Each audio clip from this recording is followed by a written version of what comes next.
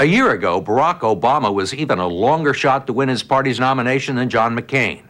But against improbable odds, the first-term senator from Illinois defeated Hillary Clinton with a message of change and is now trying to convince the country that he's ready to lead, running against the record of one of the most unpopular administrations in American history.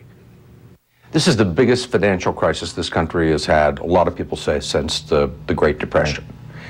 What caused it? Well, who's to blame? If we had had that would have had I mean, you've got greedy CEOs, but that's why we set up rules of the road to prevent ordinary Americans. Senator McCain made some of the same noises this week. What's the difference between the two of you? Well, the difference is I think that I've got drugs, and Senator McCain fairly recently said, I think that you don't shareholders, you don't CEOs who are getting golden parachutes and $100 million bonuses, that you are doing everything you can to protect. It's hard to say. We spoke with Senator Obama on Wednesday in Elko, Nevada, a heavily Republican mining town of less than 20,000 people in a remote corner of this battleground state. It's not the kind of place you would expect to find a presidential candidate with 47 days left till the election. But Obama has been here 3 times, hoping to scrounge a few thousand votes that could help him carry Nevada and put him in the White House. The election is that close. John McCain actually said that if he's president, he'll take on, and I quote, the boys network in Washington. Come on.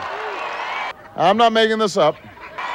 The Wall Street debacle had stalled the post-convention momentum of Senator McCain and Governor Sarah Palin and brought Obama's strongest issue, the economy, back to center stage. And Obama is trying everything he can to keep it there. This is the most aggressive speech I've seen you give it in a while. What changed? Well, partly it's just we're getting closer to the election. Partly, as you will recall, we, for several weeks, were putting up with a lot of lipstick and pigs. And one of the things that we felt very strongly was that we had to, hold on one second. Young lady, hold on, just one second, let me finish this interview. I'll be right there. All right. I mean, they've gotten some traction, particularly with women. Last time I talked to you, Sarah Palin was a name. How did Palin change the race? You know, look, she's, I gotta go. With that, he waded back into the crowd to try and find the person who was yelling at him. It turned out to be an African-American woman who wanted to tell Obama that she had tried to live long enough to vote for him. Well, let me give you a hug. I'm sorry about that. God bless you. I appreciate it. The candidate was riding a resurgence in the polls, at least for the time being, although they still show a weakness with white working-class voters and significant concerns about his lack of executive experience. Why do you think you'd be a good president?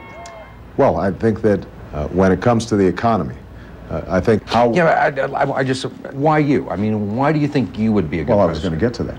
Go ahead. I think both by, I understand. But what is there specifically about you? You mentioned disposition.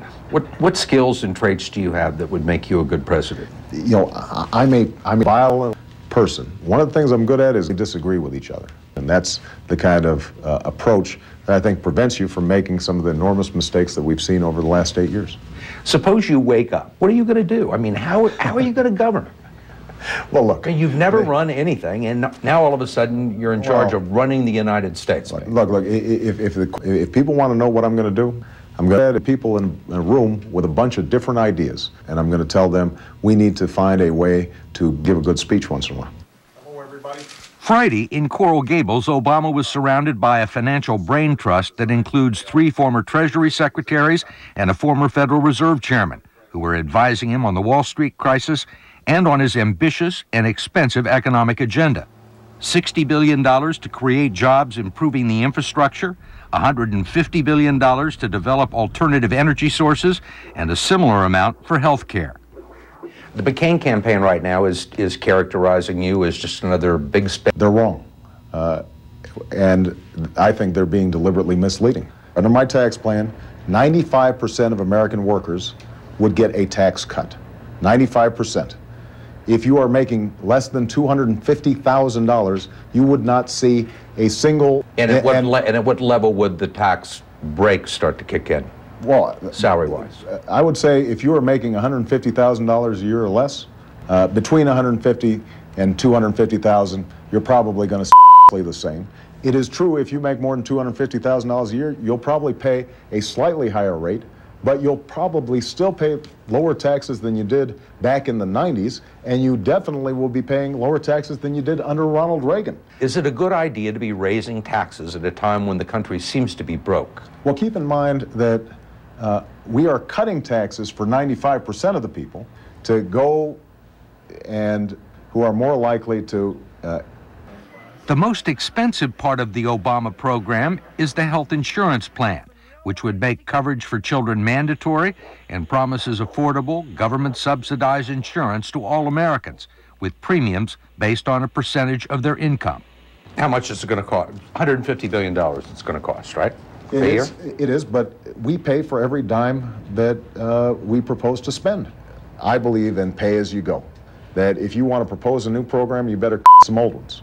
If you want to expand a program, then you better where the money's coming from.